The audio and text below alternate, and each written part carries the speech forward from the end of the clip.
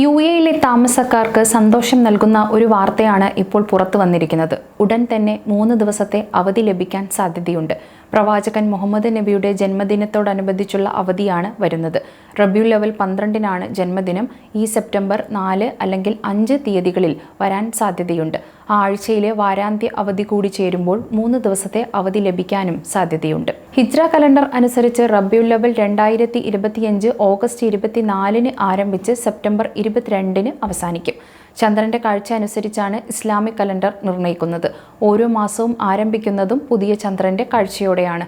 ലോകത്തിന്റെ മിക്ക ഭാഗങ്ങളിലും ഉപയോഗിക്കുന്ന കലണ്ടറാണ് ഗ്രിഗോറിയൻ കലണ്ടർ. ഹിജ്റി വർഷം ഗ്രിഗോറിയൻ വർഷത്തേക്കാൾ ഏകദേശം 11 ദിവസം കുറവാണ്. അതിനാൽ ഇസ്ലാമിക മാസങ്ങളുടെ തീയതികൾ ഗ്രിഗോറിയൻ കലണ്ടറിൽ ഓരോ വർഷവും നേരത്തെയാകും. ഈ മാസം ഓഗസ്റ്റ് 24-ന് റബീഉൽ അവൽ ആരംഭിക്കുകയാണെങ്കിൽ പ്രവാചകൻ മുഹമ്മദ് നബിയുടെ ജന്മദിനം സെപ്റ്റംബർ 4-ന് ആയിരിക്കും. ഈ മാസം ഓഗസ്റ്റ് 25-ന് റബീഉൽ അവൽ ആരംഭിക്കുകയാണെങ്കിൽ പ്രവാചകൻ മുഹമ്മദ് നബിയുടെ ജന്മദിനം സെപ്റ്റംബർ 5-നായിരിക്കും. ഈ 2 ദിവസം ആയാലും ശനി ഞായർ വാരാന്ത്യ അവധികളുമായി ചേർന്ന് 3 ദിവസത്തെ അവധി ലഭിക്കും. 2025-ൽ യുഎഇ അവതരിപ്പിച്ച ഒരു പ്രമേയം അനുസരിച്ച് ഈദ് അവധികൾ ഒഴികെ മറ്റ് അവധികൾ വാരാന്ത്യത്തിൽ വന്നാൽ ആഴ്ചയുടെ തുടക്കത്തിലോ അവസാനത്തിലേക്കോ മാറ്റാൻ സാധിക്കും. ഇത് യുഎഇ ക്യാബിനറ്റ് തീരുമാനത്തിലൂടെ മാത്രമേ സാധിക്കുകയുള്ളൂ. ഓരോ എമിറേറ്റ്സിലെയും പ്രാദേശിക ഗവൺമെന്റിന് ആവശ്യാനുസരണം കൂടുതൽ അവധി പ്രഖ്യാപിക്കാനും കഴിയും. സെപ്റ്റംബർ ആദ്യവാരം യുഎഇ പ്രവാസികൾക്ക് നാട്ടിലേക്ക് പോകാൻ ഏറ്റവും നല്ല സമയമല്ല. ഈ അവധി ദിവസങ്ങളിൽ നാട്ടിലേക്ക് പോകാൻ പ്ലാൻ ചെയ്യുന്നുണ്ടെങ്കിൽ മുൻകൂട്ടി ടിക്കറ്റുകൾ എടുക്കുന്നതാണ് നല്ലത്. കാരണം ഈ സമയങ്ങളിൽ ടിക്കറ്റ് നിരക്കുകൾ കൂടി നിൽക്കുന്ന സമയമാണ്. വേനൽക്കാല അവധി കഴിഞ്ഞ് യുഎഇയിൽ സ്കൂളുകൾ തുറക്കുന്ന സമയമായതിനാൽ പ്രവാസി കുടുംബങ്ങൾ ധാരാളമായി യുഎഇയിലേക്ക് മടങ്ങിയെത്തും.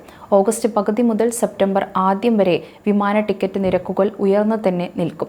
പ്രത്യേകിച്ച് യുഎഇയിൽ നിന്ന് ഇന്ത്യൻ ഉപഭൂഖണ്ഡങ്ങളിലേക്കുള്ള റൂട്ടുകളിൽ ഇത് കൂടുതലായിരിക്കും. കാരണം ഇവിടെ നിന്നുള്ള പ്രവാസികൾ ധാരാളമായി യുഎഇയിലേക്ക് എത്തുന്നു.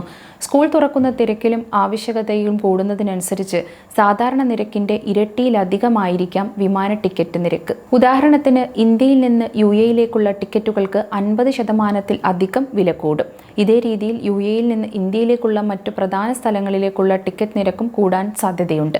ഈ സമയത്ത് വിമാന കമ്പനികൾ നിരക്ക് കൂട്ടാൻ കാരണം ആവശ്യത്തിനനുസരിച്ച് വിമാനങ്ങൾ ലഭ്യമല്ല എന്നതാണ്. എയർ അറേബ്യ പോലുള്ള വിമാന കമ്പനികൾ ചില സ്ഥലങ്ങളിലേക്ക് കുറഞ്ഞ നിരക്കിൽ ടിക്കറ്റുകൾ നൽകുന്നുണ്ട്.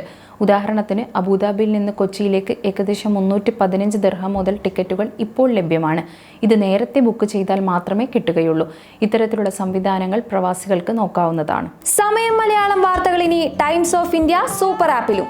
ഇതിനായി പ്ലേ സ്റ്റോറിൽ നിന്നോ ആപ്പ് സ്റ്റോറിൽ നിന്നോ times of India app install ചെയ്യൂ. മലയാളം ഭാഷ തിരഞ്ഞെടുക്കൂ.